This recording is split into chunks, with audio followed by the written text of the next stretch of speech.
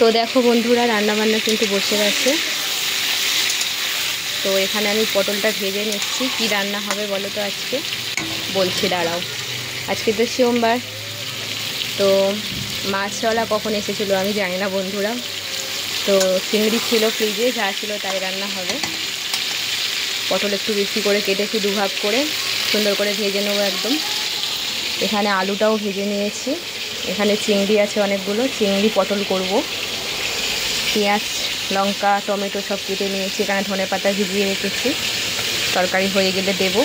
এখানে কলা চাকা চাকা করে 4টে না 5টা কলা ভেজেছি। আমার শ্বশুর আর শাশুড়ি যেতে ভালোবাসে।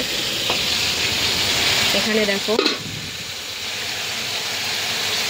এখানে কুঁদরি ভাজা হচ্ছে। একটু বেশি করে পেঁয়াজ দিয়েছি, রসুন দিয়েছি আর শুকনো লঙ্কা দিয়ে সুন্দর করে ভাজা হচ্ছে। এদিকে ভাত বসিয়ে দিয়েছি, সব একসাথে বসিয়ে দিয়েছি। আজকের একটু ডাক্তার দেখানো যাওয়ার কথা আছে, সেই জন্য তাড়াতাড়ি করে রান্না করছি। এখানে কটা উঠছে আমি ভাতে দিয়ে দিয়েছি, 3টে উঠছে শুধু ভাতে দিয়েছি, 2টো ডিমও ভাতে দিয়েছি, ঠিক আছে? কারণ আমার বড় ডিম সেদ্ধ খাই, যাই রান্না করি না কেন খাই। তো এই হচ্ছে আজকে আমার রান্না বান্না। কুঁদরি ভাজা, কলা ভাজা, পটল চিংড়ি আর উচ্ছে সেদ্ধ। তোমাদের বাড়িতে কী কী রান্না হচ্ছে না হচ্ছে অবশ্যই কিন্তু আমাকে কমেন্ট করে জানাতে ভুলো না। তো এই দেখো,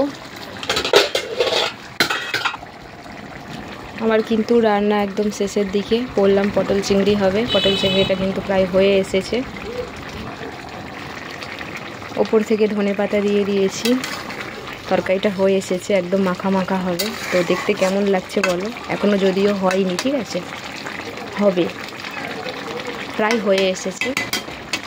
ওপর থেকে একটু হালকা একটু গরম মশলা আর একটু ভাজা আর একটু ঘি ছড়িয়ে দিলেই টেস্টটা কিন্তু আরও দ্বিগুণ বেড়ে যাবে। আর আমি এখন এবার স্নান করতে যাব, যেহেতু আমার রান্না হয়ে গেছে। এদিকে দেখো, কুঁদরি ভাজাও আমার পুরো রেডি। কুঁদরি ভাজাতে না বন্ধুরা অনেকটা তেল লাগে, জানো তো? তো তেল দিয়ে মচমচে করে ভেজেছি, কলাটাও ভেজেছি। এদিকে ভাতও হয়ে গেছে। তো অলরেডি কিন্তু আমার সব রান্নাবান্না একদমই কমপ্লিট।